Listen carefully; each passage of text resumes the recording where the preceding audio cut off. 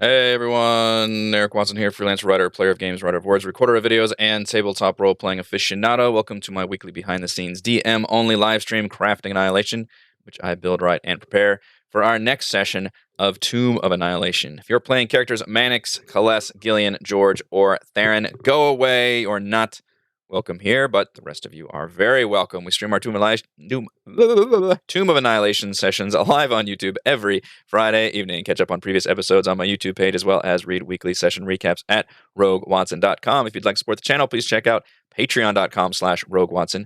Shoutouts to my platinum patrons, Andrew, Richard, Joe, Will, Tiny Dancer, Nick, and Rodney, and gold patrons, RPG Papercrafts, Charming Grenade, Pretty Boy Numa, Marcos David, Sensei Gilberto, Sean A.K., Cert2B, Adam, Dead Lizard Lounge, Sam, and Arash.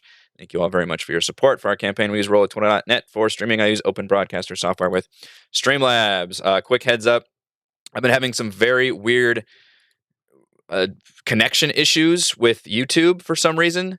It happened Friday during our D&D session, and it happened again on Monday during my live stream of my Let's Play game, Dishonored. And it's to where I'm not even losing internet, I'm just losing the connection with this video stream.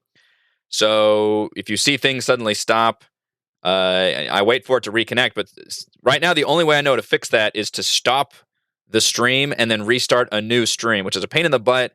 The only bad thing about YouTube, I like the way YouTube does live streams now, but I have to schedule the events, which means I have to emergency schedule a part 2 video. So unfortunately, it breaks it up. It's kind of a messy disaster. So hopefully that won't happen this time. But just fair warning, I've been having some issues in my previous 2 streams. So if you see this get disconnected, either hang around for a little bit, but and it kind of depends. If I might, on Monday, I actually called it a night because I'd been streaming for an hour and a half, and it happened kind of in an oddly good spot. I just finished one mission before I got to the next one. So I guess it depends. I may stop it depending on where it stops, or I may start a new video, but we'll see. Hopefully there won't be any issues, but just throwing that out there. So we need to do a little post-mortem on what happened the last time, which was, we got through 2 shrines. We got through Kupalue's shrine and Ejin's shrine. I believe we did some searching stuff too, which I think worked out fairly well. I think we did one of them. No, we did 2 of them. We did these 2. That's right. Because Gillian got the Mad Monkey Mist in the first one. What else happened? I think they just found some treasure items. I think they were both good rolls. They were the plants on one of them, and the other one had just art objects. So that was a good, and I'm glad because the only thing I feared is if the party got unlucky and rolled particularly bad results from searching, then I fear that they would stop searching. So I'm glad that it's kind of the opposite happened, where we got mostly other than, of course, Gillian's delusion of flight, which was the first search. So Kupalue's shrine ended up being a nice big fight. Let's see. This is the Froghemoth battle. I was pretty satisfied with how powerful and harrowing this battle was. This creature has a ton of hit points and has some really fun attacks. You can see me in real time be very dismayed that Kales made her strength saving throw of a DC 18 because I tried to grab her and eat her that first surprise round, and I was not able to do that. So she was able to in turn do a ton of damage to the Froghemoth before I was able to succeed in round 2, which what did result in her ingestion, and then the rest of the players kind of freaked out and tried to do things. The dancing monkey fruit was a really fun idea that Mannix had. I probably should have rewarded that more, but it was a con saving throw, and it was a kind of a easy one to make, and this guy happens to be just really good at Constitution. So it was a weird thing of I liked that idea from the player, but even ingesting 5, maybe I could have adjusted the DC a little bit more, just to make it more interesting. But ultimately, and who knows what the result would have been? It maybe stuns him for a round, so I could have done that. But shutting down the boss, this kind of big creature, would have been a bit of a bummer in that case. Other than that, I liked the way the players responded, the crocodiles getting summoned. And the Froghemoth is not intelligent at all. It's a 2 intelligence, basically a beast, which tells me when all these crocodiles got summoned and attacked it would immediately lash out and attack them. So that was even more important for the players in terms of these things doing damage, which they did do good damage against it. These guys got crap for AC. They took a majority of that third round of attacks, I believe. Well, I got a surprise round, and I got round 1, and then round 2. I don't remember how many rounds he lasted, but I remember being fairly satisfied, given that I knew I was not going to survive very long. The Quippers ended up being almost a non-factor thanks to Theron's Wall of Thorns, which I always forget is a huge thing he can lay down and be the one big AoE attack, and he seems pretty good about using that in these kind of situations. So, but they did do a little bit of damage. Mannix almost went down. I believe Kaless almost went down. I really loved to see George perform his superhero heroics and save Gillian from the clutches using his Cape of the Mountebank. George has... I actually keep track of how much inspiration I give out, too, because I think that's a fun stat to declare at the end of the campaign. We've been doing that since Prince's, I believe. Maybe even last mine. I don't remember that far back. And it's safe to say George is in the lead right now. It's not too disparaging in terms of the leader versus who's got the least, but George is definitely the leader in terms of gaining inspiration because he does a lot of that cool, like, think outside the box stuff with his action that's more than just I attack. So that was cool to see him rescue Gillian in that way. And a lot of people didn't want to go in the water for good reason. You know, they were doing ranged attacks, which was fun. So yeah, I think it was a fun battle. It was a neat start to the fight. It was a big, cool creature with tentacles. I probably could have played a little bit better with not getting hit by the Wall of Thorns so much in terms of getting that creature out of the tentacles. But again, it's got a 2 intelligence. I mean, it understands pain, but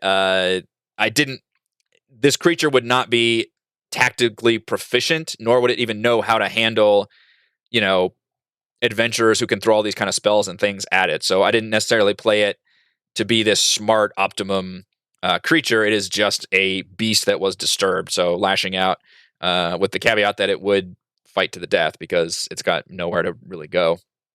I guess I could have given the Star Wars thing and had it like go underwater and disappear, but that's unsatisfying. So yeah, I think it was pretty enjoyable. I took a number on the players. They had to immediately short rest, which is their second short rest of the day, and they have depleted. So here's the interesting thing for this adventuring day, which we haven't had to do a whole lot of. We haven't had a lot of these extended like dungeon crawl sections or anything else. It's been a lot of overland travel and not having to worry about resources too much, with the caveat that obviously I hadn't let the players long rest too much. But in terms of actually spending hit dice and doing all that, I've been really satisfied, especially at level 7 now, when the players can long rest a lot more often, that we have been using the most of this adventuring day.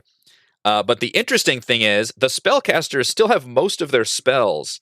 I actually checked on this. It's just that all the frontline folks have had to burn through all of their hit dice. They've taken a lot of damage. So I think, let's see, Mannix has 2 hit dice remaining. I think Kaless is out. Yeah, out of hit dice. But, well, Gillian's got half. George is out of hit dice. Theron might probably have... No, Theron's out of hit dice. So look at that. They almost can't even do a short rest anymore. However, the 2 main spellcasters have almost all of their spell slots still, which is a bit dismaying. Theron has basically all of his spell slots, and Gillian, I think, has all of hers. And a big reason for this is because both of them have items that give them additional spells. So they have even more spells than what their spell slots are. Theron has the staff, which he basically just uses that staff to cast Wall of Thorns, but still, that's a big cast. And then Gillian has the bagpipes that lets her cast like 4 or 5 new spells. So they have not had to use a whole lot of their spell. Did Roll20 update this? I don't remember it. Or is it just automatically showing the card right here? It's interesting. Used to be just the names. But most of my spellcasters still have all of their spells. So this is interesting here. And, I kind of told the players last time, and they balked at this because they wanted a long rest.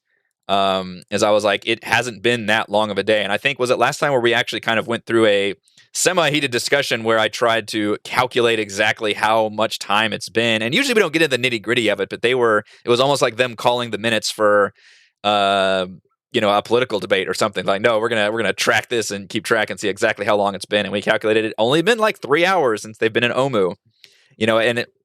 I think the reason for the disparity is, again, they're used to traveling overland over the jungle and having that be a lot of time, and time hasn't been a factor. In Omu, time is a factor, because it only takes a couple minutes to go, a pretty good chunk of time. What we figured it was, or it says in the book, it's like 5 minutes every 200 feet or something. So not a lot of time elapses. Now they have short rested twice now. I need to calculate how long it's been since this session. So we calculate the first session has been about 3 hours. They did short rest here, so that's an hour, and you add half an hour for every time they search the buildings, and then a little bit time beyond that. So at this point, it's probably been another 3 hours, which means it may actually be approaching evening time. But they long rested in the morning, so they're in a really weird cycle. They're not. The weird thing is here, there's no real penalty for long rest from other than what I impose. I don't have a whole lot of pieces moving around. I mean, the Red Wizards are out there, but I've got them scripted to meet the players at a certain point. The UNT could stage an attack, but I kind of already did that with the dome. The best thing to do would be for the UNT to be able to set up an ambush after they leave the dome, and then the UNT attack, and that then drains some of the party's resources for their next day after they long rest. That would probably be the most effective way of handling it. But it would be interesting because I would have to do that dynamically. I don't know when the players would want to long rest. They're okay right now. Like I said, they've short rested. Everybody's okay on hit points. And it will be really interesting if we can continue that through even the King of Feathers fight, which would make that fight... Well, it probably wouldn't change that fight too much because, again, they have pretty much full hit points and they have full spell slots.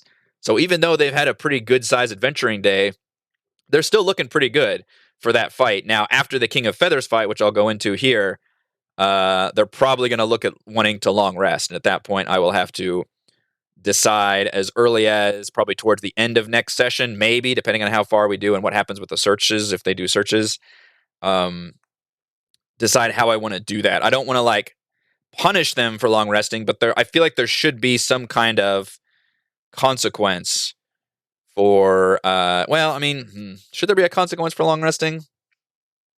I mean, they are going through a full day. I don't necessarily want to just have the UNT attack every time they long rest, but I don't know. As you can tell, I'm still debating. Let's see. They got in the shrine, which I was impressed. The players played it pretty straight. Celeste was instantly looking forward to using some of her acrobatic prowess, which her dexterity is through the roof, so it was a non-factor. I mean, I think she would have literally had to roll a 1, but even then, I don't think you can actually technically crit fail a skill. I think that's something a lot of people accept as a house rule, but I don't think crit fails exist when it comes to skills. I'm not even sure crit successes actually even come into play with skills. We think they do, but I'm not sure they do, rules as written. So I'm not sure she could have even failed jumping across because she has a plus 11. And it was literally a DC 10 to go across each single beam. She did. She didn't quite get the Indiana Jones thing. I had a lot of fun having Orvix shout out at the last second. So we had the poison gas fill the room. We had the doors slam. I did flavor it so where they had to deposit the key and not actually just use the key, so they couldn't just use the key to open the door. So there was kind of a little bit of a tense moment, or I thought it was an interesting moment where they had to try to open the door and Celeste is jumping back. However, it didn't become tense at all because Celeste and George were the only ones inside the shrine, which I did not anticipate. But as you look at the shrine, it actually is teeny tiny. There's no reason for everybody to just crowd in there. They both made their con saves with flying colors, which if you're going to have two people making cons, well, actually Theron's great at con too. Celeste is a rogue that randomly has an 18 con. George is a fighter, so of course he's got good con. And they both just made absolutely amazing Constitution saving throws. So the poison was a complete non-factor for them. I don't even think it was a half save poison. I should have actually checked on that. I think it was just an all or nothing. Because this was number 3. Yeah, it was just saving throw or take 3d6 poison damage, which isn't even that much poison damage. So it wasn't even a huge deal trap, but it would have been a fun moment and more desperate had it not been the fact that the two inside just were able to completely stave off the effects of the poison gas. And then it was just a question of having enough decent rolls for everybody to essentially extricate and get free from that situation, which wasn't a big deal because they had people outside. And I like the fact that, Manic's grabbing a crowbar and Theron's an Allosaurus. So I was like, all right, I'm not going to have this be a whole, like, I wasn't going to put the players in initiative order, in other words, because that really slows things down. And immediately everybody starts going, okay, what can I do on my action? Instead, it's just like, hey, what do you guys want to do to get out of this situation? So I thought it went fine. So that was Kubazan's shrine. After that, we did a search in Omu, and then we went to Ijin's shrine. And between the Froghemoth fight and this bit in the shrine, that took up the majority of our session, but I pushed us a little bit farther. First, we had that big disconnect problem. Hopefully I won't run into here, where I had to reconnect the stream, and that kind of ate up some time. And I ended up going a little bit further because I figured we could complete a whole nother shrine, which was this one, because there was no combat. And we could get through it a little bit faster. So Ijin's shrine is basically just two puzzles, really one puzzle and one just kind of labyrinth of traps, which I think is very flavorful. That feels very much like a mini death trap shrine. The first one is this cool floor puzzle where the players have to figure out not to step on all the different, not to step on the same animal twice, which I allowed Orvex to basically explain the first line or sentence that's in Ijin's shrine in terms of because it was a really good clue that wasn't necessarily giving them the exact answer. Let's see. Ijin taught her followers to live unpredictable lives, always changing course and never sticking to a plan. So that was I figured Orvex would kind of know that information because he's the historian and researcher, and that is what clued the players into, okay, we shouldn't step on the same animal twice. Now, the funny thing is, the same problem here overlapped with the same problem in the shrine, which is players can just fucking jump over most of this trap. And I let them. I mean, Gillian's got a ring of jumping, so use that shit. George actually has a good strength score, so he can just jump and only hit the last tile. Funny enough, this is the least athletic party of any party that we've run before, so they're actually not great at jumping over things. Theron had already morphed, and he seems to actually be pretty reluctant about using his wild shapes too much now, versus earlier in the game when the party was short resting a lot more often and could get those wild shapes back. But it is interesting that he seems a lot more reluctant to change shapes just to get past a certain puzzle. So I know we talked about, couldn't Theron morph into a giant spider and just walk along the wall? He could, but he decided not to here because he'd already he was already in Allosaurus form and had still some time remaining. And the interesting thing there is if you short rest while you're transformed, which I think was the case here, because your short rest wild shape lasts a certain amount of hours, you can bank those other wild shapes. So he's an Allosaurus now, but he still has another 2 wild shapes, I believe. So I don't blame him for that. Instead, Gillian and George were able to just jump across and immediately start exploring, which this was fun. And this is something that, as the DM who can see everything, it was very comical to me. I even told my players, go back and watch this part of the stream because this was delightful to watch you guys literally try and scoot around. Because they're seeing this, they're doing this and they're getting all caught up in here and just not knowing where to go. And that's how it's looking like. And then to me, I'm just seeing them, making all these fuck ups. And it's really funny that they basically tripped almost every single trap. It was delightful. If you notice, and I kind of anticipated this, why would the players end up on the square furthest in the dead end? Right? Because if you see a dead end, you would immediately turn around and go back. So what I did in Roll20 is I put fake doors on those tiles. So the players would go up to the door and think, okay, this is the door to the next area, but then it's actually a trap. And that worked really, really well because the players stepped on almost every single one of these traps, and then the blade came down and did a little bit of damage. So that was fun. It ended up being a lot more enjoyable than I anticipated because the players just took it. They just accepted this labyrinth so wholeheartedly. We're like, all right, we're immediately going to split off. We're all going to go in random directions. At one point, we're freaking out because we can't see each other. At one point, one of them makes it all the way to this corner and then says, okay, this is a dead end, and just exit right here. And so they just didn't even find this left side entrance. It was up to Kalles and George to make it across the other end, which Kalles, I believe, did solve the floor puzzle legitimately. She stepped on all the tiles very carefully. And again, they're so short together. Why wouldn't you be able to jump and at least skip one tile? Like, it's just a weirdly designed puzzle. It's almost like all of these puzzle shrines, the designer themselves didn't know about like the size, the amount of like space players can jump, and like just basic physics stuff. Like, it's a neat puzzle, but you've already established that the average person can jump at least, 10 feet with a long jump, so they could at least skip these first whole two tiles. It's a weird thing. Like, you don't have to use magic to skip some of these traps, or at least partially. So that part bugs me about these shrines, and hopefully that won't be the case in the Tomb of the Nine Gods. But I will need to re-look at that for sure. But I was very pleased. They set up a lot of these traps. It was up to the others to find their way in here, grab the final puzzle cube, which was not trapped. Hilariously enough, they were all very nervous about that because the last one was trapped, so that's fun. So yeah, I enjoyed Ijin's Shrine. I thought it went pretty well. I was impressed that the players actually did like all the things, even with some of them jumping. Once they realized that they had to split off and it was this labyrinth, more of them got involved. The one funny thing from my point of view also is because Mannix has this constant ongoing ritual of detect magic, he pretty much always has it on.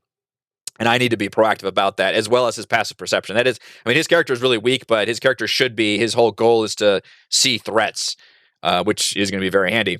So he was able to detect that the Almirage tiles had abjuration magic on them. What's funny, though, is that the twist is it's actually a buff. It's a beneficial effect if the players step on an Almirage tile.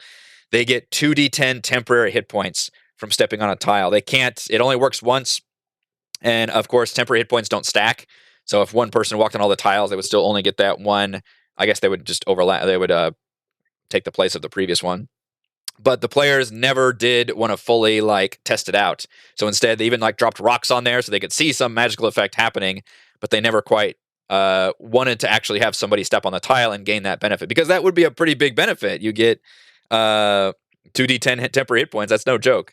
So it was pretty funny that they just decided to completely opt out of that and just say, nope, it's not worth the trying it out just to see in case something bad happened. So that's where we left off with Ijin's Shrine. I once did a floor puzzle like this a long time ago. Okay, that's interesting. I tried to do a floor puzzle. One thing, I really, really love the dungeon designs of Princess of the Apocalypse. That's a big reason I ran that campaign, is because it's just all dungeons, and their dungeons are really, really cool, and it's those beautiful Mike Schley maps. But they're very light on those kind of puzzles, and I tried inserting one time because I just thought it would be fun. It was a floor puzzle, and the players immediately just all jumped over it. Like, they didn't even, it wouldn't even, I don't think that difficult of a puzzle, but they just all like got rope and just fucking swung across it or something. I was like, all right, well, that's a bummer. That's a bummer. So we've got 3 shrines down. We've got 3 puzzle cubes, and the players are still heading north. So far, everything is happening as I planned in terms of they are going towards the amphitheater, but doing things along the way, which is the smart way to do it. So from here, and I actually marked color-coded the shrines to show which ones they've done. So from here, they're heading north.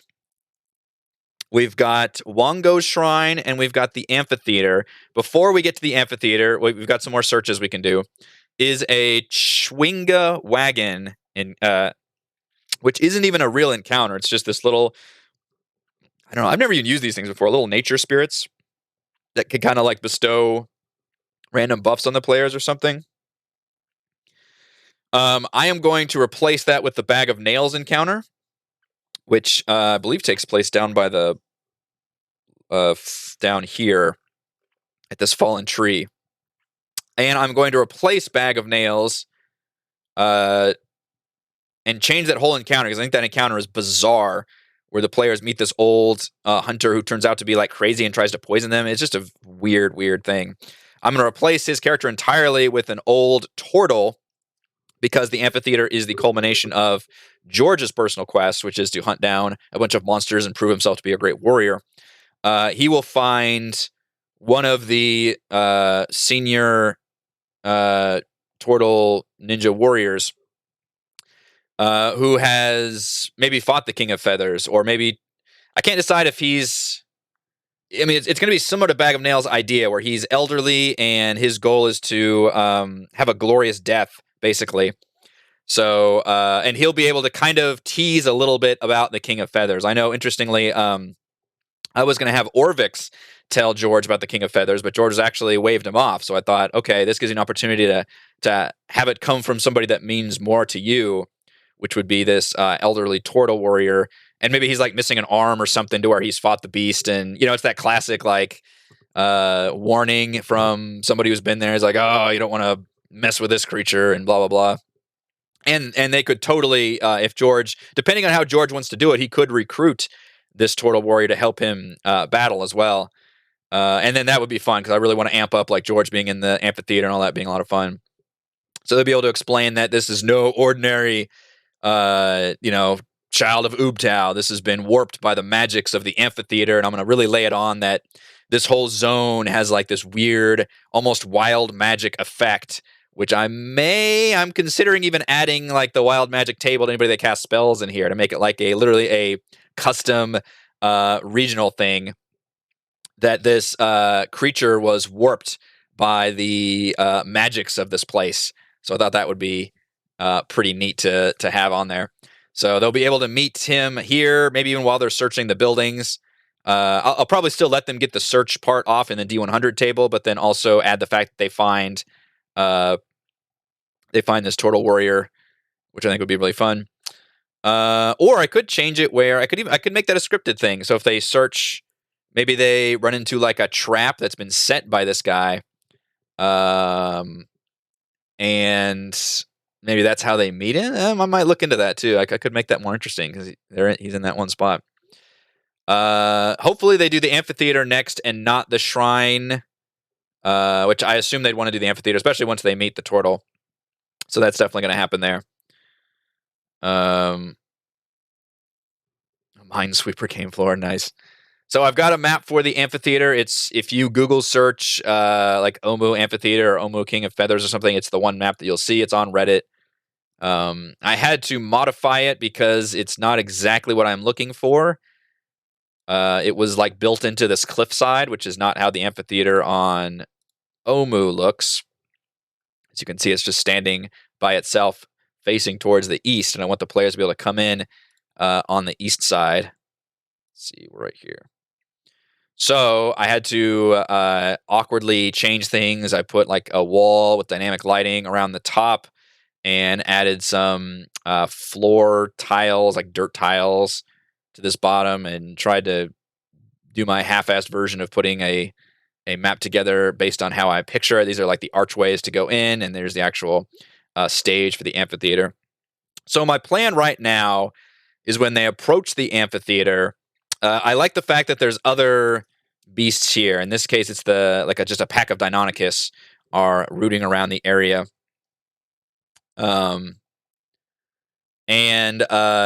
So the players can, they might see signs of the King of Feathers. It'll be like, they'll see the paw print and like a feather somewhere or something, like maybe a tooth. They'll get clues that this is the lair. But when they get here, they're gonna see the amphitheater, and it's gonna be a bunch of Deinonychus roaming around. So the idea here is they engage in this battle, and then like after a round or something, because who knows how long these things are gonna last. They only have 30 hit points each. I did put 7 in here, I believe. 1, 2, 3, 4, 5, 6, 7. Although some of them are, uprooting around. I could even insert more into the fight, frankly. They're going to have, because if they have Artis and Dragon Bait, that's 7 total. And if they bring that elderly turtle warrior, they'll have 8. And I don't even have a stat block for them yet, but I'll have to put that together. If George actually brings it, just in case. My idea wasn't that the turtle warrior would join, but now I'm thinking if that's the whole turtle's goal in life was to fight this creature and or die to it, then that would be a pretty epic thing, is have this thing just eat him, and then George can be a slightly more personal thing at the end there. The idea is the players will, in the middle of this fight, be fighting the Deinonychus, and then the King of Feathers will teleport in on the stage and have this big, awesome moment and then fight the players with a boss battle because his powers are he can Misty Step, and I'm going to flavor that as being he can Misty Step from basically any distance, because it's going to be just awesome. I did, and I want to make this like a kind of magical area, so the players will like hear the cheers of the crowd from this obviously empty amphitheater, but they'll hear the cheers when the King of Feathers comes in, and they'll hear all these different sounds and jeers and things. And I think that could be gasps maybe when somebody gets hurt really bad. I think that could be really fun. I am tempted to even do wild magic whenever somebody casts a spell, because they detect, and that would mean Manix's magic would like go off like crazy in terms of detecting this whole zone. I don't know what a wild magic zone would even be, like how he would detect that, but he would detect something is crazy amiss. In fact, if he's got detect magic on, I guess if he has it on, if he's not casting a spell, then it would just go haywire. It would just be like almost like a TV with like, well, I guess TVs don't do that anymore, but like the snowy or like the jagged effect where the signal's not coming in really well. It'd be like that version of that on detect magic, just going crazy. I did change the King of Feathers a bit. So with the Froghemoth, I didn't modify very much. The only thing I changed with the Froghemoth is I allowed it to drag people with its tentacles with a DC 18 strength saving throw. So essentially the same thing as the tongue. It was able to grab people and kind of pull them. It wouldn't allow them to pull them too far. It was like 10 feet or something, but I just thought that was in flavoring, that it could grab people 20 feet away. Then surely it would be able to just pull them a little bit closer. But I did give the players a strength save. But I didn't modify his stats or any of his. I didn't give him legendary actions or anything like that. The King of Feathers. This is the culmination of one player's personal quest, and I wanted to make this a really badass, cool fight. So I did modify the King of Feathers a bit. Now, as of right now, it's still got the same hit points and armor class, which its armor class is basically abysmal. Anything will hit it. Hit points are slightly better than the Froghemoth. It actually has straight up 200 hit points.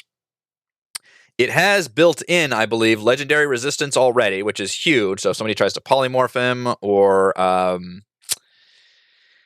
I don't know, like a high level call lightning or shatter or something, one of the things that Gillian can do. I don't think Theron can do Wall of Thorns again, but it can make a save if it fails its saving throws, because it has like no dex save. The con's decent at +4, but wisdom and dex are both terrible. So legendary resistance is actually really useful for this creature. He can see invisible creatures. I don't think that's going to come into play. Nobody's got see invisible. The weird thing is his stat block, as written in the book, is that he can use an action to summon a swarm of insects. Now, summoning new monsters is normally a great use of actions for the DM, but when you have one boss, you don't want to spend his whole action just summoning a minion. So I am giving the King of Feathers legendary actions. So the King of Feathers has 3 legendary actions per turn. He gets them all back, at the start of the initiative order or whatever I forget how legendary actions work, but I need to look that up again. He can use 1 to use another tail attack, and then he can use 2 actions to summon a swarm. So the idea is he can summon insects once a round, as long as he's not currently got somebody in his mouth, and he can do it at the end of anybody else's turn. So I think that could be really fun. And then he can use also in a round, in addition to summoning a swarm of insects, wasps, he can also make an additional tail attack. So legendary actions, he's got some extra shit he can do, and I think that will make him a lot more interesting and fun without just artificially inflating his numbers. Because again, he's got low AC, he does have a lot of hit points, but I'm hoping he'll stick around a pretty long time. He's got legendary resistance, which will help him. But I'm changing the swarm, and obviously he's not going to recharge or anything. It's just legendary actions at that point. So he'll be able to summon additional insects, the swarm of insects. And interestingly, when he summons them, I might need to change this actually. It says the swarm acts as an ally of the King of Feathers and takes its turn immediately after it. But because I used a legendary action, he could actually summon the swarm at any time. It's the end of anybody's turn, so I need to actually change that. Either to I guess the swarm could just... You could summon a swarm, it could immediately go, and then it just is put maybe at that initiative order, to be fair. That's something that doesn't happen in D&D, where you just custom put somebody in initiative order. Or I could use the summon swarm just at the end of his turn. You could just say it takes its turn immediately. There we go. That gives me an out. In case I forget, so I could definitely use that. Do you open replacing one of the swarms of insects with a raptor? Like he summons raptors? Well, the raptors are definitely going to be allied to the King of Feathers. That's going to be an interesting twist that the players will learn. I could, yeah. I mean, the other thing is I could flavor it where he's just like roaring and summoning the raptors, but I really do want to keep the magical nature of it. There's like something supernatural about this thing, other than the fact that it can misty step at will. God. So he'll be able to teleport around and get to the back line and do some fun stuff there. But how powerful are swarms of insects compared to raptors? So the raptors are already going to be on the board. Also, I'm planning on this fight. I'm going to monitor the HP and stuff of the raptors depending on how this fight goes. But the King of Feathers will appear pretty quickly because I still want the raptors to have the party still battling the raptors by the time the King of Feathers appears. I think that could be really fun. Let's see. Swarms of insects is a CR half. They only have 12 armor class, only 22 hit points. They only have a +3 to hit is the bummer. It's a really bad to hit. They do good damage, 10 damage, and they only do it once. Meanwhile, the Raptors have more health, more hit points. They are CR1. And the biggest thing about the Raptors is they have 3 attacks. They only have a +4 to hit, and they do less damage per hit, but they do get to attack 3 times. The odds of hitting are a lot better than that.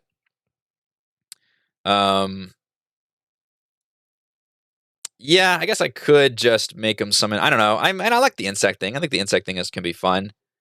Just opens his mouth and this swarm of insects comes out. But he will be roaring. The other thing I could do is he just roars and summons more raptors. I could have less out here or more inside. I got to be careful though, because I mean he's still a pretty big boss, and these creatures can do a number. But the party will have their full contingent of NPCs with them. And as I said, they've got currently almost full hit points after their last short rest. And more importantly, Theron and... Oh, I actually need to copy and paste them from their screen. Theron and Gillian have all their spell slots, and Theron is currently still wild-shaped and has a bunch of wild shapes. So I'm not too concerned about this being too powerful. He also still has crocodiles with him. I'm not sure. I'd have to look up and see how long they last versus... if I still want him to have the crocodiles or not. I actually need to delete these other ones, don't I? Because the players are going to see all these. I guess they'll have Orvex too, but Orvex isn't going to be in that fight. Let's see. Copy and paste everybody from here, which is, they've got a pretty good size little army right here now. This is the Amphitheater. Oh, why did I copy and paste everybody? I already have everybody there. Oh, well. Delete. Paste. All right. How long do summoned animals last? It's conjure animals, right? Maybe the King of Feathers appear. When the King of Feathers appear, the Raptors, as a reaction, will actually bow down, almost reverence to him. Yeah, for sure. I was going to do something to that effect where even the Raptors start making like a warning call, and then the King of Feathers appears. And yeah, it's definitely going to be a thing where they're allied to each other. 1 hour. Conjure animals lasts 1 hour. It'll be pretty close. I don't know if he'll still have the crocodiles because, let's see. Summon him in the Froghemoth fight. It's impossible to kind of track how long certain things last. It took him, 10 minutes to get back here, 30 minutes to search, maybe another 10 minutes at the campsite, 30, 40, 50. Oh, they've searched. He should not have had the crocodiles with him still. For Ejin's Shrine, they searched twice. That's 30 minutes right there. So no, he's not gonna have the crocodiles anymore. Yeah, that's that time's elapsed. I'll have it be like when the players went out to rejoin him, and at some point while they're playing cards and smoking their pipe outside, the crocodiles vanish. Never had to track time as much as since they've been in Omu. Oops. So no Crocs, but I believe he does stay in wild shape form for a while, right? Can I look up wild shape? You stay in beast shape for a number of hours equal to half your druid level rounded down. So that would be 3 hours for Theron. So he is still in Theransaurus mode.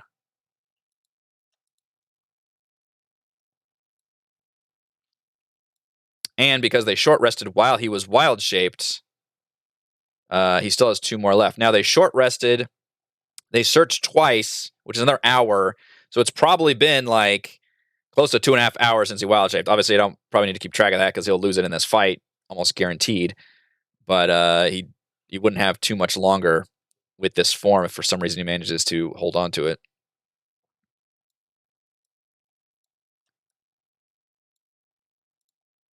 Oh, you know what? I totally forgot in that freaking Froghemoth fight, they're supposed to have that captured Grung. I totally forgot about that. I even had him grab. I'm so bad about if we don't have an icon on the screen. This is part of the problem with playing Roll20.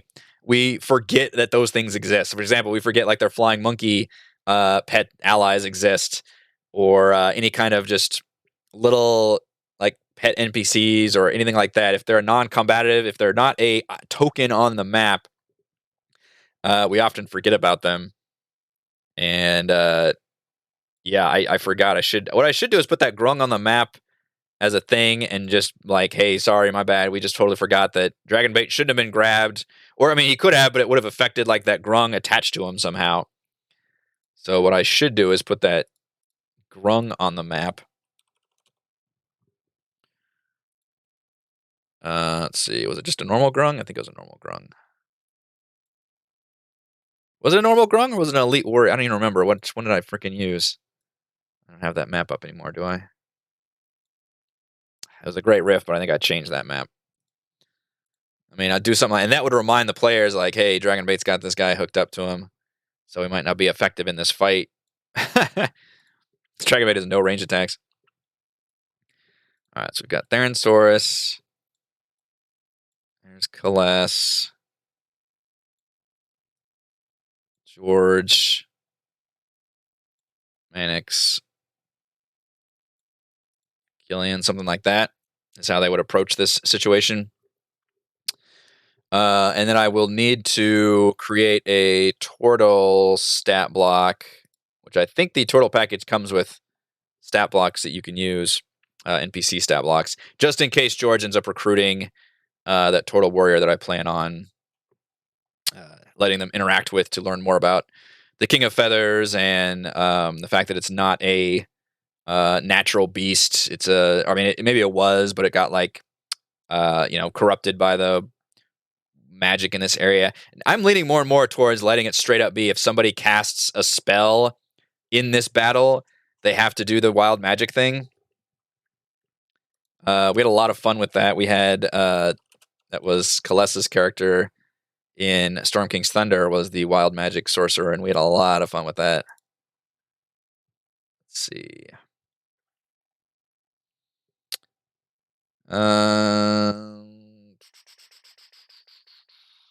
Wild magic surges. Is this the same? This isn't the same table, is it? Oh, yeah, this is the table. Okay. It's just fun. Like it might actually. The bad thing is some of them are specifically sorcerer related, though. So that's kind of a bummer. Maybe I'd have to make I could make a custom table that has things that might make more sense for this particular area. Maybe I could even allow the players to make I don't know, a save or something. I need to nail these rules down, but I think it would be interesting to flavor this specific area because the King of Feathers has these supernatural abilities and make it so the area itself has like magic seeping through it, and that affects. It doesn't necessarily affect anybody unless they start casting spells, I think, and then crazy things might happen depending on what they do. But I'd probably use this table as a baseline. Some of these are just kind of silly. Cast Confusion could work. Something like Hypnotic Pattern. Things would actually make the battle interesting for sure. A vibrant shade of blue. You cast Polymorph on yourself. You turn into a sheep. Ooh, I got one of them be you cast Polymorph on yourself and you turn into a Deinonychus. And literally have it be like some of those might have been like people at one point. That'd be pretty fun. That's almost kind of a weird buff, I guess. Although I guess you lose the spellcasting portion. I think it'd be interesting if not all of them were bad either, which is kind of the idea of this table. There's some of them are straight bad, some of them are straight good, and some of them are just kind of goofy. I love that. I love that fight scene of Jurassic World. I'm a sucker for dinosaur stuff, but I love that one so much where they have to free the T-Rex at the end to take on the Indoraptor. It's so fucking good. Have you liked the use of NPCs in the party with Tomb of Annihilation? Has it been fun for you? The players more a pain in the ass. That's a really good question. I think it's been pretty fun, but I have been very leery about overusing them too much. We've almost always had at least one NPC in the party, and it was particularly useful in the early game when the players were a lot lower level. We had like multiple NPCs with the party for a while, and I integrated them into the quests too. Like all the NPCs have their own goals, their own quest lines, and once they reach the end of that quest line, they leave the party. So it's not like you're just joining. You're just joining the party and then they're with you for that long. Like they all have their own goals, their own motivations. So it makes sense in the context of the story. And at one point early on, we had decided that like the party wasn't even going to pick up Hugh or Musharib until later in the campaign when they got the boat and could actually go to their respective positions. So I think it's worked out pretty well. Artists and Dragonbait are probably the most annoying because they're both very powerful, and at this point in the campaign, the party does not need powerful NPCs to join the party. I'm definitely flavoring out like Artist treats the Ring of Winter like the One Ring from Lord of the Rings, where he does not want to use it because it is, an artifact of evil, so he tries to use it hardly at all, which certainly lowers his overall production quite a bit. He's still good. In fact, I think he has 3 built-in attacks, and I rarely do that. I allow him to just do 2 attacks. But he's got a +3 dagger or a +8 melee or just a +5 longbow. But otherwise, it's just, but he is another, PC in the battlefield just without any abilities, essentially, when he's not using the Ring of Winter. He's got a shit ton of hit points, though. He's another person that enemies can attack. And then Dragonbait has a very shit ton of hit points and a really powerful Holy Avenger. So I haven't run into really feeling bad about it until now, but it's still, it's still involved in his own quest and with the party's quest. Specifically, Manix has to deal with Artis and trying to bring Artis and Zendala together. I've been keeping Zendala on the back burner because I still want to get off my other sequence of events, which is to get the players into the Fane. They can infiltrate the Fane as partial prisoners and leave Artis behind, because Artis isn't going to do that plan, but he'll remain outside to just chill. And then when the parties come out of the Fane, they will then find Artis and Zendala like locked in a battle or some kind of epic showdown where that'll be the conclusion of Manix's personal quest is the idea there. So that's my tentative idea at this point. And then once they do that, they'll still have Artis and Dragonbait they'll rejoin the party. Basically, what I try to do is keep the NPCs from ever going into dungeons with the party. They're usually NPCs are with the party for all these, just going from place to place. The exception being if an NPC specifically has their goal to go in a dungeon, like with Hugh and Wormheart Mine, for example, then they would certainly go in there. But even Azaka didn't go into Firefinger, so. So yeah, Artist and Dragonbait will be with the party for pretty much their whole stay in Omu, but not going to the Fane and not going to the Tomb of the Nine Gods. My plan is also that Artist and Dragonbait will remain behind during the tomb, specifically to let them back out, because it's hard to get out of the tomb. And because he doesn't want the Ring of Winter to fall into the wrong hands, same reason why I didn't want to go in the Fane. So he'll, remain behind. But the idea is he wants to learn. His goal is to learn what happened to Mesro from Rosnisi, which once the players learn that, and I'm going to flavor it like Mesro also left because of they saw the death curse coming and they wanted to just teleport away, essentially, as a safety precaution. So once Artist learns that, then it is his best interest to continue to help the player succeed in taking down the Soulmonger and all that, but he's not going to go so far as to actually go into the Tomb of the Nine Gods. So that's why he will kind of remain behind. But once the party deals with Zandala, which I'll still need to have that planned out to make that a more epic showdown, that will complete Mannix's personal quest. So that's my tentative goal with Artist and Dragonbait. Orvix could just stay with the party for a while. It might be a thing where during that Red Wizard confrontation he might get killed, because the Red Wizards would certainly be very angry at Orvix for helping these players out. So that could be interesting. Ethan, welcome to the channel.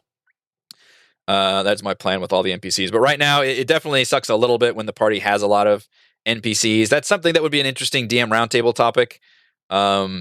In terms of, how do you handle NPCs? Do you let party members control them? Is it something you do a lot, something you rarely do? It's certainly an interesting discussion. I never used them hardly at all in Lost Mine and Princes, especially with new DMs. I don't really recommend that at all because you've got enough going on. And then Chris, I don't think used them much in Storm Kings either. But now Tomb of Annihilation, we've used them a lot. It's just, you need a guide for. It kind of works in the story too. Like you need guides, and there's a lot of NPCs with quests. And the problem is you can't like hop around from town to town and go talk to this person, get the quest, and go back. You kind of have to take the person with you to go somewhere, just because the way the campaign works. It's just the best way to flesh out some of these campaigns and have them matter for actual characters there, because you can't just hop over to the town and turn the quest in. It's really hard to turn quests in when you're in the middle of the jungle. So yeah, next time we're looking at talking to the turtle. So George will be able to learn about the King of Feathers and get kind of a tease that this whole place has kind of a magical air to it. I haven't quite nailed down how I'm going to manifest that. Originally, it was just going to be like you hear cheering crowds and stuff, but I think it would be interesting that as soon as a player casts a spell, they feel like magical energy building around them, and maybe have them roll like maybe create like a custom D10 list or something based on the wild magic table, and something else happens, which would be really interesting. And not all of them will be bad, but just they'll definitely you cast grease all over the place or something to where the place just kind of fucks up your magic, which is, I think, could be really interesting. The King of Feathers showdown with the Deinonychuses could be fun. I still like it summoning the swarms of insects because I think that's just random and crazy and adds to the supernatural factor, in addition to it teleporting around. So it's dropping these extra insects once per round. Given the Froghemoth lasted, what did we say, 3 rounds? Was it 2 rounds or 3 rounds? Because he got a surprise round off. He got the surprise round, which the King of Feathers will get a surprise round also for sure. When it teleports in, you got to get the surprise round with the bosses, kids. Always get the surprise round. It got 1 legit round, and then it got another round, and I think that might have been it. So I think it only lasted 2 rounds. I think it died before it made it.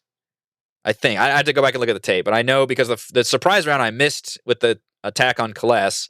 The first round, I got Kaless, and then another round, I remember spending all of its attacks attacking crocodiles.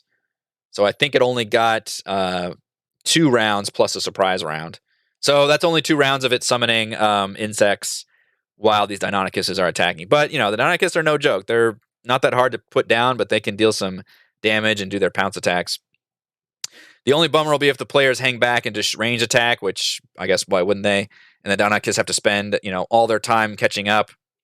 But that's fine too. They don't have that many, I don't think, can target these attack. And frankly, the party is very melee focused. None of them are archers. They all have ranged abilities, but the only one that really stands back and attacks, and even Gillian has the feat that wants her to melee and range attack at the same time. So they would all rather melee. So I think they will go up and fight. And if that turtle's there, he can tell them well, King of Feathers should be here. It's got to be around here somewhere. And then sure enough, as soon as this fight starts, and I can't wait too long, because I don't expect the Deinonychus to last that long, to have the King of Feathers teleport in, this big epic, Jurassic Park, Jurassic World style moment. Immediately gets a surprise round, starts attacking, but then it will roll initiative normally and then be entered into the initiative pool, and we can go from there. And I think that'll be a big showdown. I think we should be able to get through this fight next time, because we'll have the Deinonychus. It's kind of all one fight.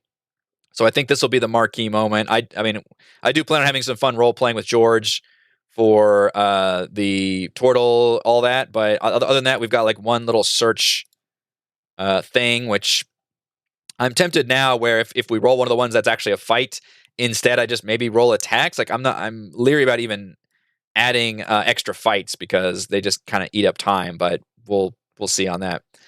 But I see us getting through the amphitheater tomorrow.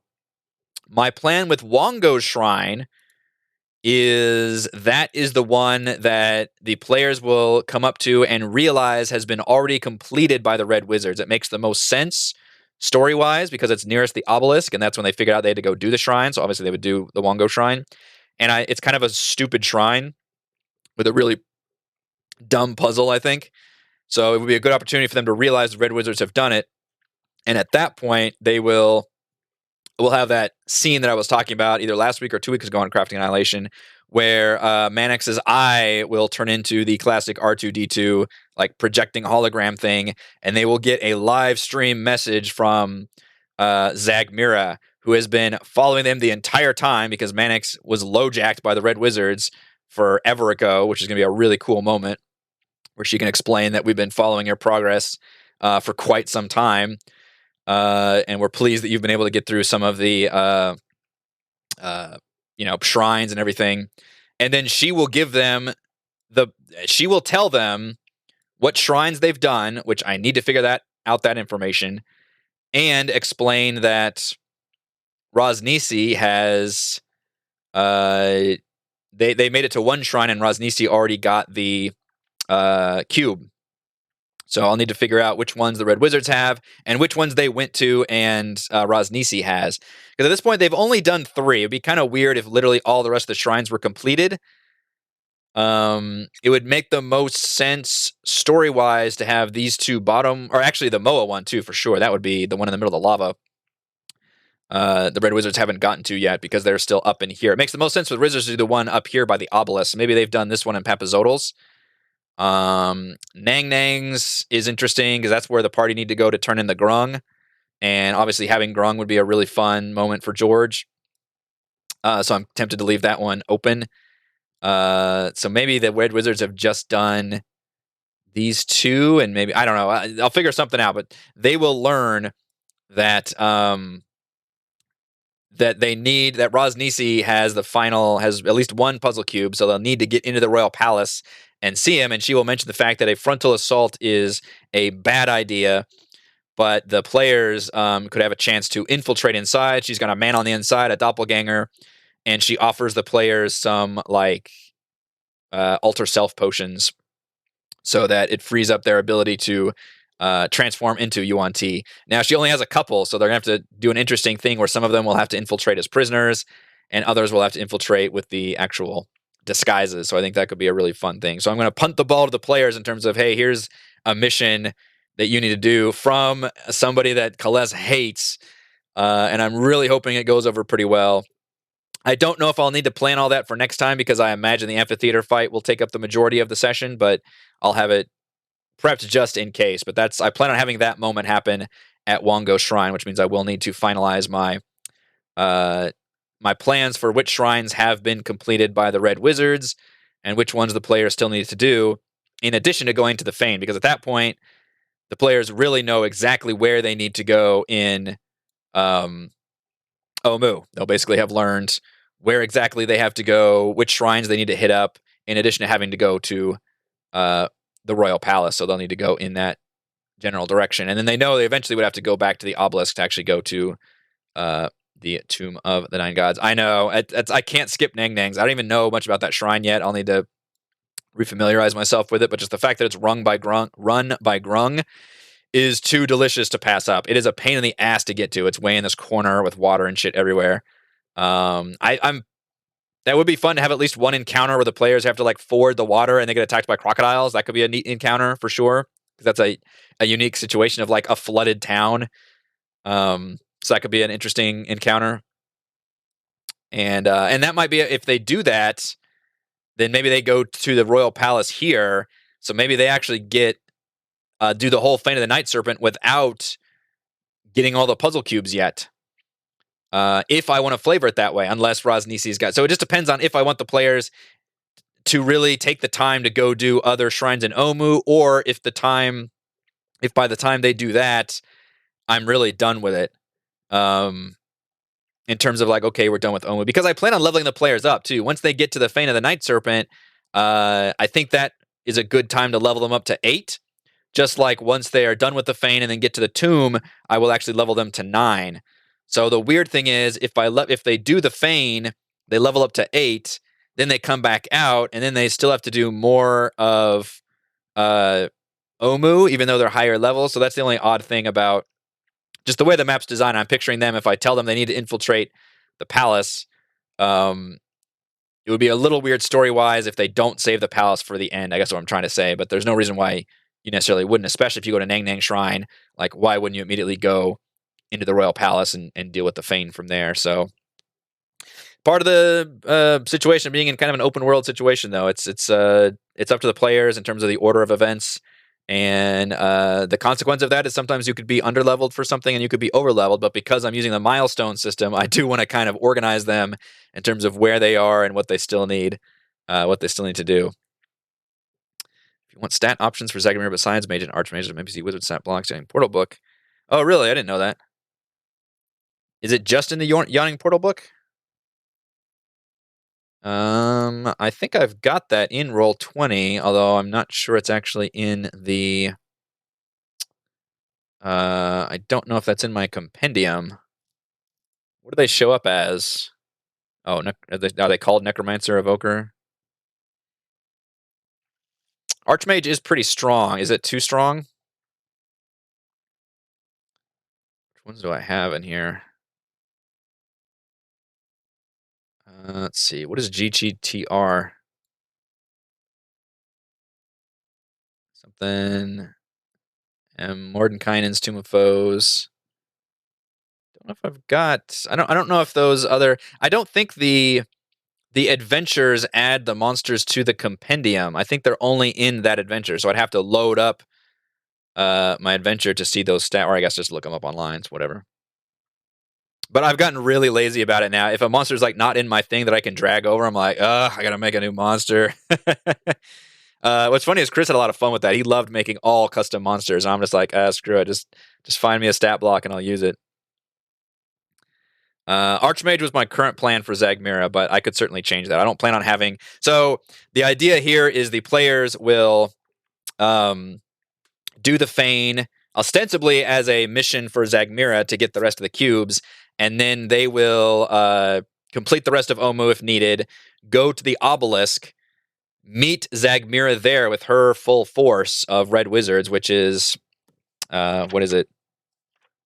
It's a bunch of wizards and some veterans, I think. Let's see, 4 mages and 8 thugs. Which I could scale that up too. if they're going to be level 8, and that's like their boss fight before the Tomb of the Nine Gods, because obviously Zagmira is not going to work with the players. So that'll be Kalessa's culmination of her personal quest. So I'm really looking forward to the fact that most of these personal quests involve cool major boss fights. So Gillian's was the priestess at the end of the of her dungeon, the flooded. What was it called? Fuck, I don't remember. The one from the Turtle package. Theron's was, I guess, Wormheart Mine and the Hrakamar together, and kind of the dragon was the big battle, even though they actually did that halfway through. Manix's will be, I guess, fighting Zendala, which I will need to custom build that fight to make it a more interesting battle, because one mage with all the party is not going to be very effective, so I'll have to think about how to best stage that fight. And it will be more of a role-playing fight too, which should be, they don't all have to be, I guess, boss fights, to be fair. That's me coming from a video game background. Everything has to be a boss fight. George is obviously the King of Feathers, and Kalessa's will be Zagmira, which is probably the most personal of all of them, as somebody who literally enslaved her as a red wizard. So if Archmage is too strong, I'll take a look at it, but the players will be level 8 before they encounter it, and the culmination of that battle, which they will have literally on the steps of the first level of the Tomb of the Nine Gods, because it'll be outside right here. This will be the battleground for that. And then once they either end that battle or make it officially in the tomb, whatever the timing is, depending where the sessions end up, they will level up to 9. So I think it'll be pretty good timing. So yeah, I'm starting to finalize my plans for Omu now. I think it's going pretty well. The only thing I still need to really nail down, first of all, are there consequences for the players long resting, in terms of, do I throw more Yuan-Ti at them or something like that?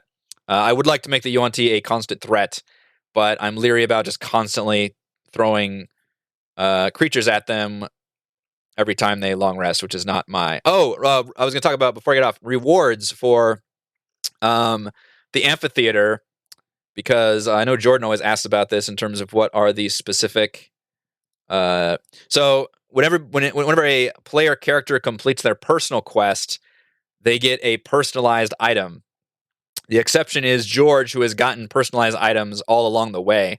So Gillian got, I guess Gillian got 2. She got the bagpipes and her brother as a monkey who can enhance a spell slot, or whatever it was, raise a spell slot for free. Theron got his metallized skeleton, so he's like a built-in buff for him, which is a really interesting effect that's got consequences. Manix's will have his robe of pockets turn into a robe of many items that, I don't know, artists will somehow be like, oh yeah, that's my vest, let me change, some bullshit way that'll transform. George will get, I believe I talked about Kalessa's last time, which I'm going to give her a special dagger or short sword or whatever. George, because he's the Ninja Turtle, he's already got his 2 swords. He is going to get the bandana, the classic colorful bandana that the Ninja Turtles wear. And the idea is, I'm scrolling down to my notes. It's a bandana of true sight. So here's my plans with the rules. So as much as I don't like building custom monsters, I do love making custom items. I will say that. And the personal quest is a really fun opportunity for me to do that. So the bandana of true sight. Upon wearing the bandana, which does not take attunement, your eyes lose their pupils and appear pure white, which is a joke about how the Ninja Turtles, at least the toys and stuff, I don't think the shows and stuff did this, but it was just like white with the whole white eyes with the color bandana. You gain true sight out to a range. I actually used this off one of the DM's Guild things I reviewed, one of the magic item compendiums. You gain true sight out to a range of 15 times your wisdom modifier. I really like that, to see that in magic items, where it actually can scale depending on what your stats are, which I believe he actually has a 2 wisdom, so that would be 30 feet. True sight. And true sight is, you can see in normal and magical darkness, you can see invisible creatures and objects, you automatically detect illusions and succeed on saving throws against them, and you can perceive the original form of shape changers or creatures transformed by magic. So it's a huge, it doesn't sound that fun in terms of like it's just an always on effect. It's not something you can, activate. But this is a huge benefit that I'm hoping I'm not screwing myself over by giving this to George. Now, and you can see into the ethereal plane too. Now the caveat here, because again, I giveth and taketh away. While wearing the bandana of true sight, you have the blinded condition beyond your true sight range. So if his range is 30 feet, he is blinded beyond that range. So it's very much flavored like you are a focused warrior on whatever's in front of you. Now, blinded doesn't mean you can't attack. I believe you just have the blinded condition, which, if I remember, means you have disadvantage, and you automatically fail ability checks that require sight. And creatures' attack rolls against a creature have advantage, but that would only come into play if somebody is beyond 30 feet. So if somebody is literally outside of 30 feet, I just think that's so I'm hoping it's not too disparaging, because again, I wanted to do this with Theron where it's got a benefit, but also a consequence if it's a built-in thing. And I'm hoping that this one is worth the benefit to being able to gain those effects of true sight out to 30 feet. How often do you really need to see and target somebody outside of that? And they're about to go into like this, the whole end game is a dungeon. So I think it's a good trade-off. And the caveat here is that obviously the player will be like, well, I'm going to take it off to see. If you remove the bandanas, the fine print, then you are still blinded until you take a short rest. So you can't just remove it to see somebody outside it, like the effect lingers. So that's my plan. I was actually going to have it made out of the scroll itself, that he's got this magical scroll that's been telling him about all the creatures that he has to take down. But I like that idea too, that that he'll need some kind of part of the King of Feathers to actually craft, because that's kind of what I've been flavoring too, is all these weapons are very Monster Hunter. It's crafted from the slain creatures. So that's what George gets. In addition to that, so George will get that for completing the quest. There's also going to be a bit of treasure, and I'm also tempted to throw the players another bone with another magical item, and I'm leaning towards a necklace of prayer beads, as because they're in a situation where they can't just go buy healing potions and a kind of a thing. So I feel like I need to kind of give them that resource. Now, granted, they could, Theron and Gillian both have healing spells, so they could be a little bit more using those, but I'm leaning towards literally once they beat the battle, they hear these cheering from the crowd and all these ethereal objects being thrown down, but one of them becomes like solid and real, which is a necklace of prayer beads, which is from the Dungeon Master's Guide. And that allows them to cast basically a couple cleric spells for free once per day for each bead. And the main thing here is I will give them a greater restoration bead. So they would be able to cast greater restoration once per day, which means they could cure their lingering injuries once per day.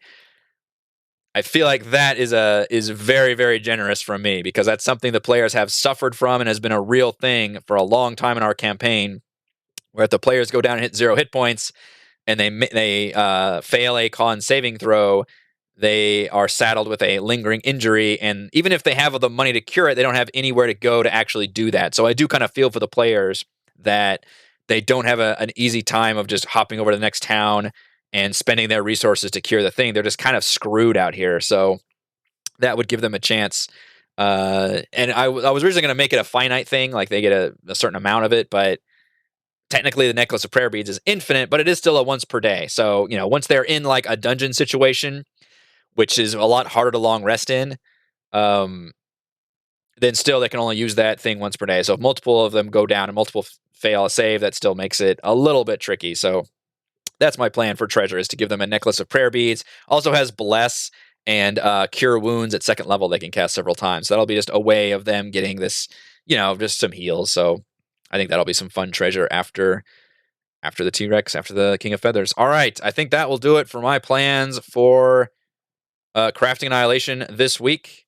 Lots and lots and lots of plans. Schedule-wise, tomorrow we've still got D&D as normal. I'm still not sure what my stream and video review schedule will be like tomorrow. It is a half day for the kid, but my wife is going to be home working from home, so it's just kind of going to be crazy. I'm going to play it by ear, but I'm going to try to get all my things done as normal. But if I don't, Discord is probably the best way to get updates, the Discord channel, in terms of what's going on. And then next week is obviously the week of Christmas, so that is a big holiday week for most folks. We'll have to see. I should still get a video review on Tuesday. Let's see. It's Christmas Eve. I don't know, to be honest. Crafting Annihilation, I might still be able to get done on the 26th. And D&D, we'll figure that out tomorrow. I'll just kind of ask people if folks want to do D&D on the 27th or not. It's kind of optional because some people might be doing some family stuff. So yeah, it just kind of tomorrow for sure we'll do D&D. Next week is a maybe. We'll kind of see, but then we should revert back to a normal schedule after that. All right, that will do it for me. Thank you so much for tuning in to Crafting Annihilation. I will be back streaming tomorrow, hopefully with Dishonored, but if not, for sure D&D. I'll see you then for that. Bye.